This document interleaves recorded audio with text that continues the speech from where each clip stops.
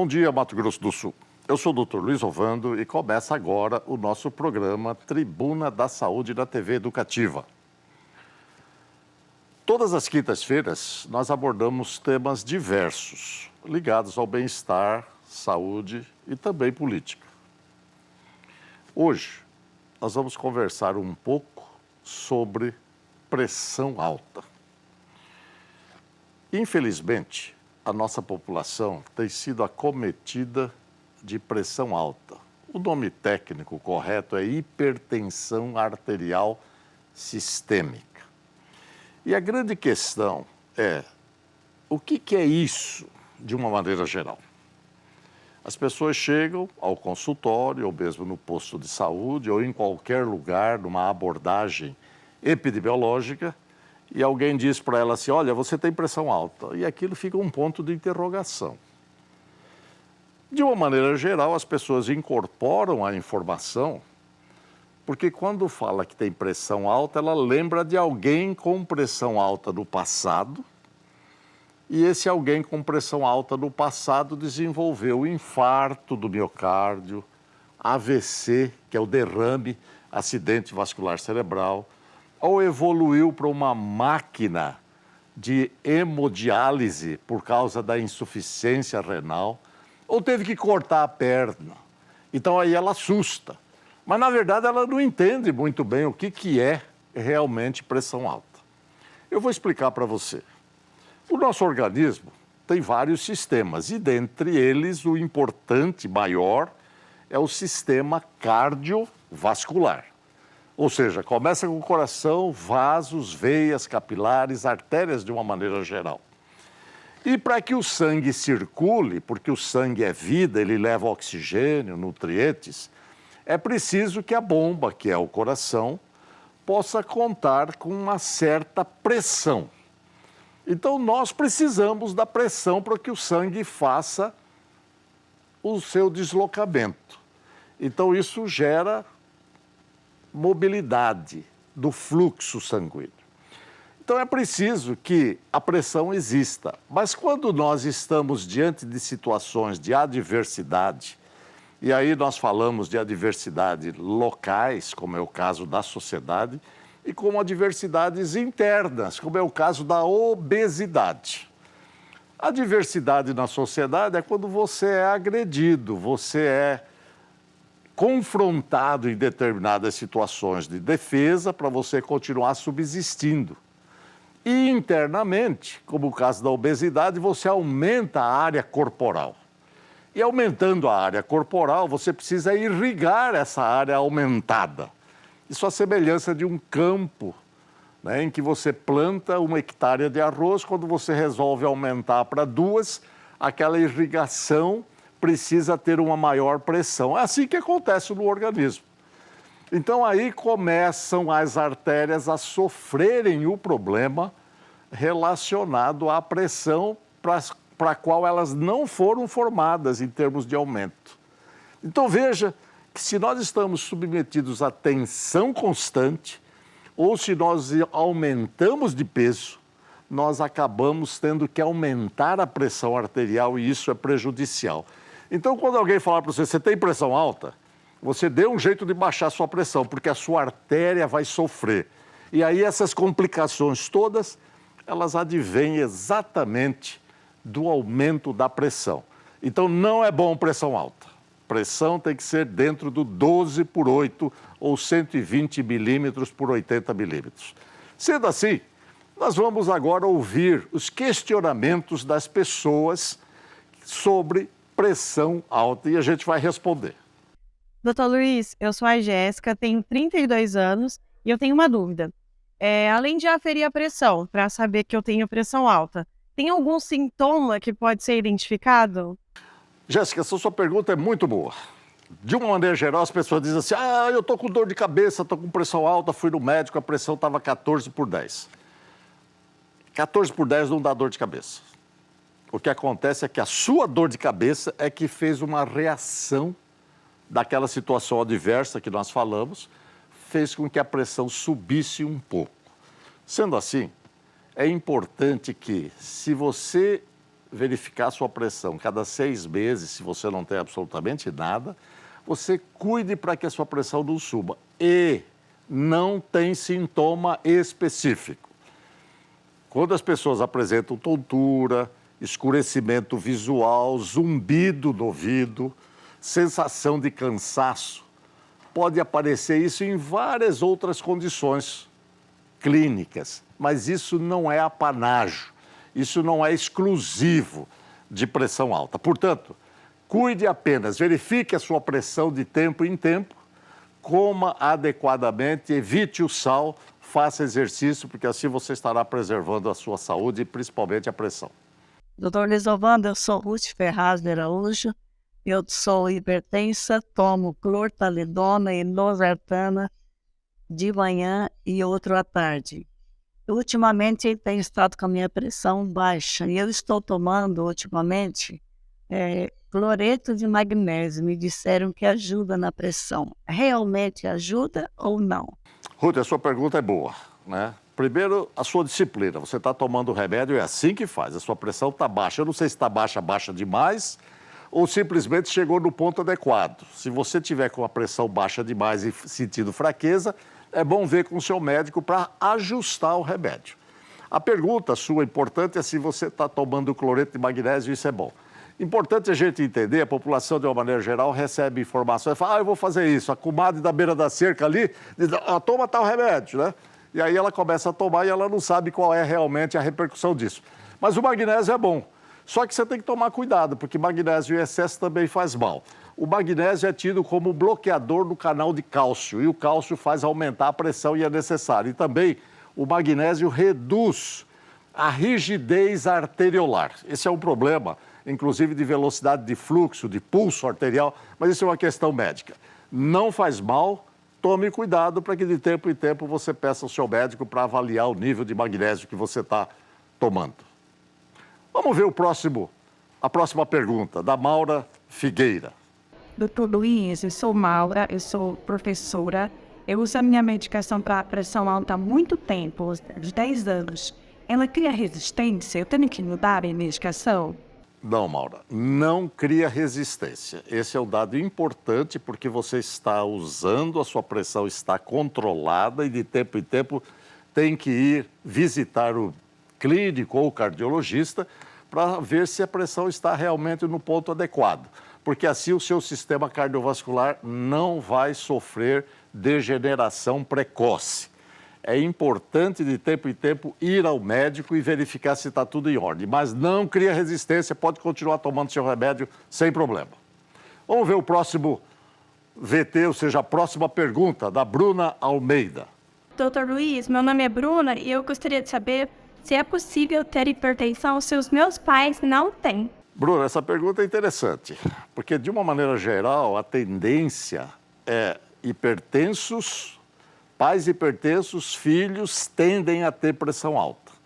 Então, de uma maneira mais ampla, né, aqueles que são hipertensos têm filhos com genes que podem levar à hipertensão. Mas isso não quer dizer obrigatoriamente que você vá ter pressão alta. É importante que você cuide. Então, como é que a gente cuida para não ser hipertenso? Não engordar, não comer sal, porque o sal ele tem uma relação de sensibilidade, a gustação. A mesma coisa o açúcar.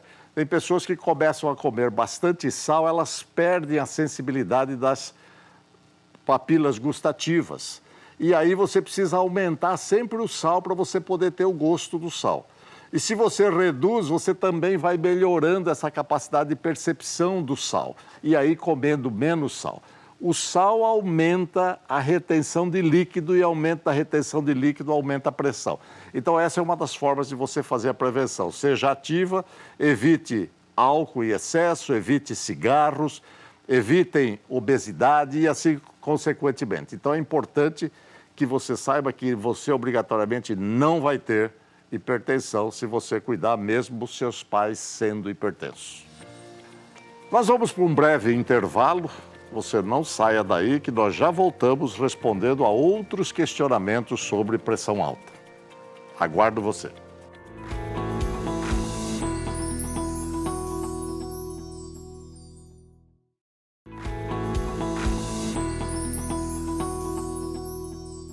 Voltamos a apresentar o Tribuna na Saúde aqui na TV Educativa de Mato Grosso do Sul. Falamos hoje sobre pressão alta ou hipertensão arterial. Muitos dados estatísticos existem sobre a doença especificamente, que eu normalmente chamo inicialmente a pressão alta uma situação de reatividade às situações de adversidade. Ela não é propriamente uma doença, salvo em algumas situações específicas. A pressão alta é uma reação, mas ela gera doenças, isso é muito importante. É a mesma questão da obesidade que nós já discutimos. Então, nós temos tido no nosso dia a dia, e aqui é bom a gente fazer um paralelo, no fim do século XIX, a pressão alta era uma doença extremamente rara. Quase você não achava pessoas com hipertensão. Por quê? As pessoas caminhavam muito, trabalhavam bastante, não tinha a obesidade, a diabetes não era frequente e, felizmente, as pessoas tinham saúde cardiovascular. Elas morriam precocemente porque não havia uma evolução, principalmente na prevenção das doenças infecciosas. E as pessoas morriam de problema de infecção. E aí nós passamos por uma fase de transição epidemiológica por volta de 1930, em que as doenças infecciosas começaram a ser controladas e aí começaram a surgir as doenças ditas degenerativas, onde a pressão alta se inclui. Nós temos um trabalho aqui em Mato Grosso do Sul, publicado em 2007 nos Arquivos Brasileiros de Cardiologia, em que nós constatamos hoje, aquilo que era raro no fim do século XIX, nós constatamos hoje, praticamente há 15 anos atrás, né, uma prevalência de hipertensão de 41,4%.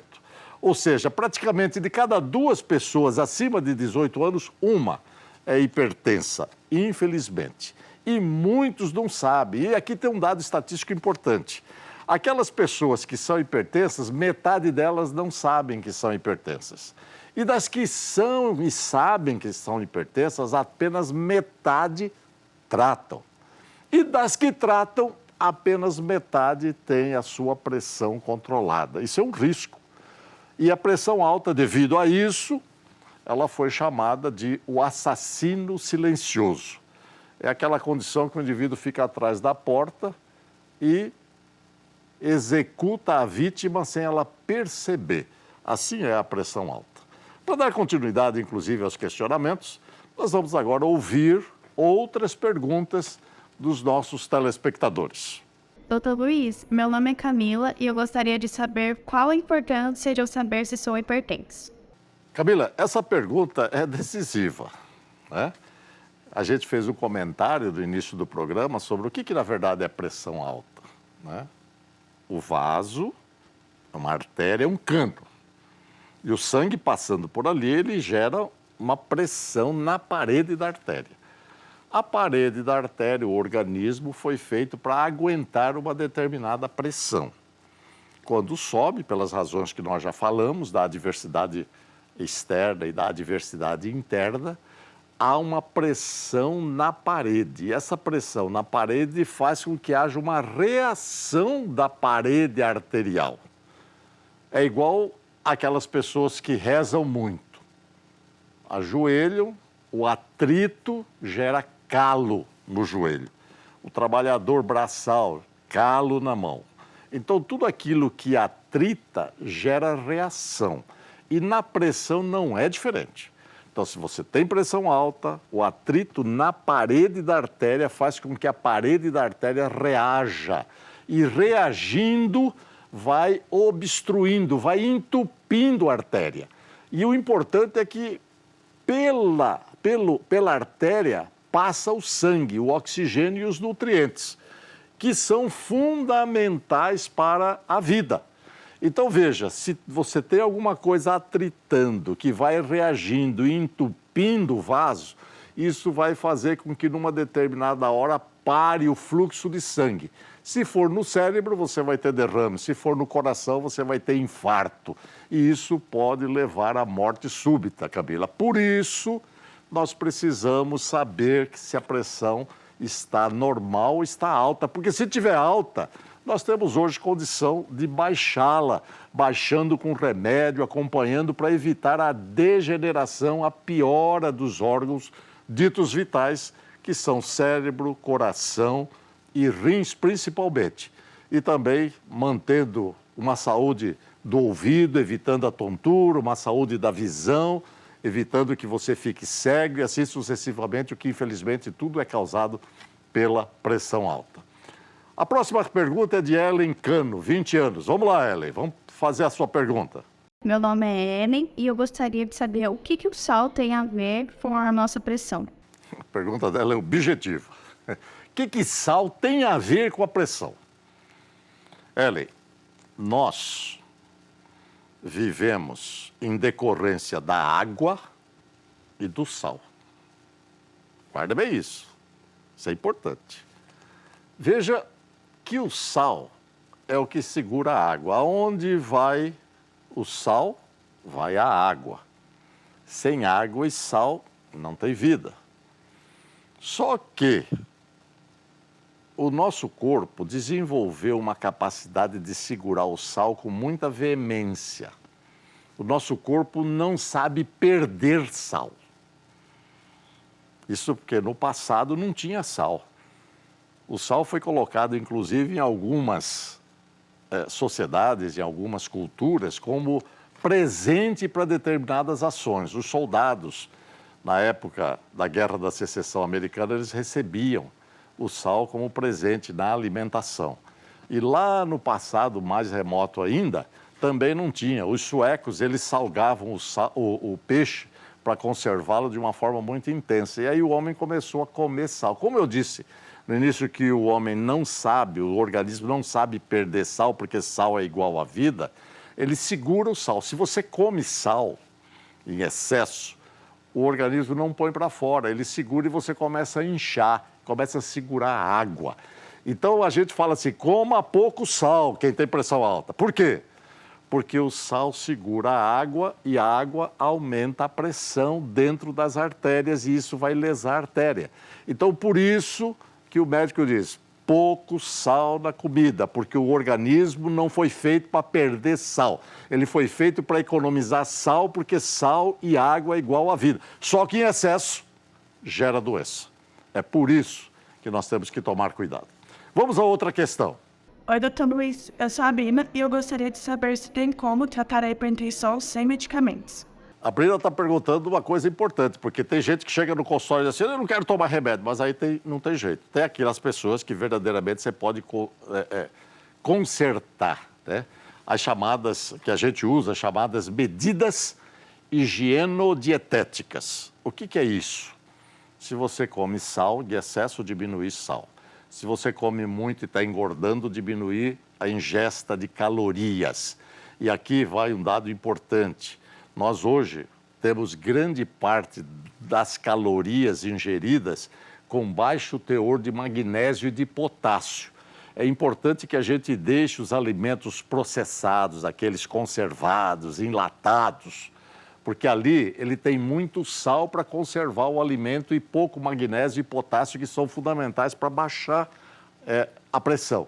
E sendo assim, então essa medida, Brina, essa medida higienodietética de reduzir o sal, de comer alimentos mais naturais, mais saudáveis, de fazer exercício, são medidas decisivas no controle. Quando você começa a perder peso, você começa a melhorar a sua pressão.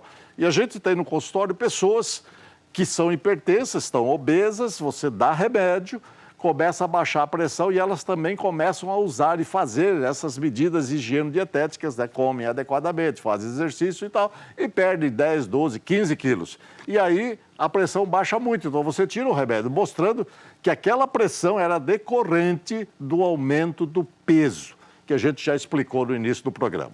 Vamos ver agora a Adriana.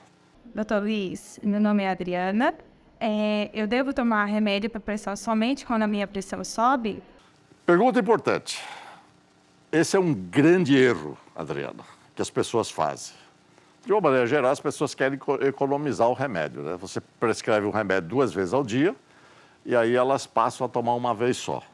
Então, existe uma diferença entre tratar e tomar remédio. Tratar é você tomar o remédio na dose certa e alcançar o objetivo, que é o controle da pressão. Tem gente que diz assim, mas eu tomo remédio. Você toma remédio, mas você não está tratando, é diferente, né? Tratar é tomar remédio na dose certa e alcançar o objetivo.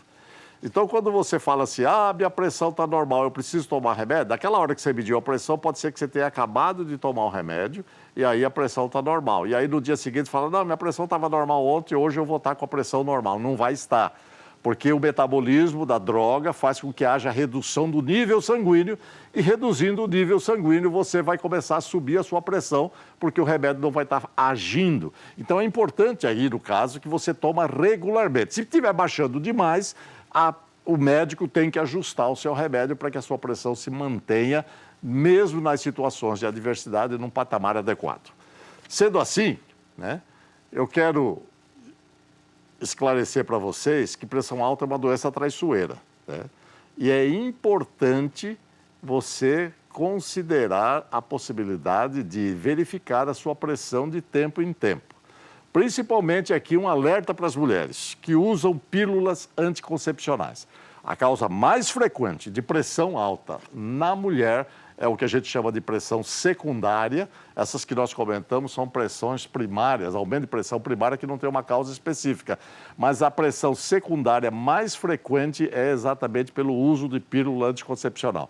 As que usem, avalie com o médico e veja se você não está ficando hipertensa, porque aí existem outros métodos anticoncepcionais que você pode perfeitamente lançar mão. Sendo assim, nós chegamos ao fim das questões, das perguntas, mas nós temos aqui uma pergunta do nosso cinegrafista, o Cleido. E vamos ver o que o Cleido tem de pergunta para nós. Doutor Oliso Ovando, eu queria saber se tomar levedo de cerveja faz mal.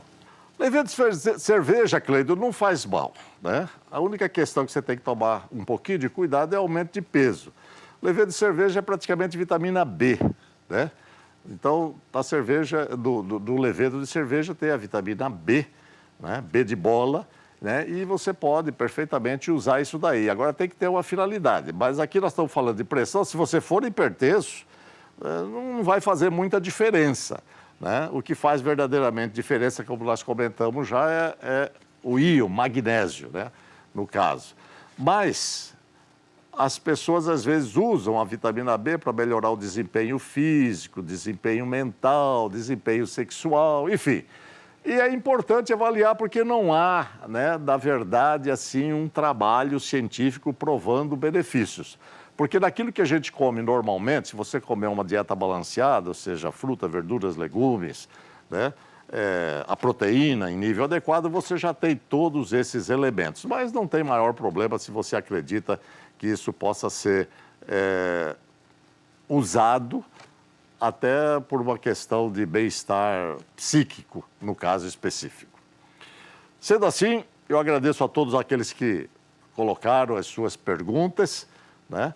E é importante que a gente divulgue isso, porque o nosso propósito é exatamente esclarecer a população sobre doenças que não são muito claras, até porque o médico às vezes não explica muito, não tem muito tempo para mostrar realmente o fundamento dessas doenças. E aqui no caso, né, é importante que você participe do nosso programa. E aqui eu quero desafiar você que nos assiste a divulgar a nossa programação, né, acompanhando o nosso programa, também pelo portal da Educativa, e no caso o endereço está aparecendo aí para você. E participe enviando sugestões de temas e perguntas pelas redes sociais, ou mesmo pelo WhatsApp 998321122. Eu vejo você no nosso próximo programa. Até lá!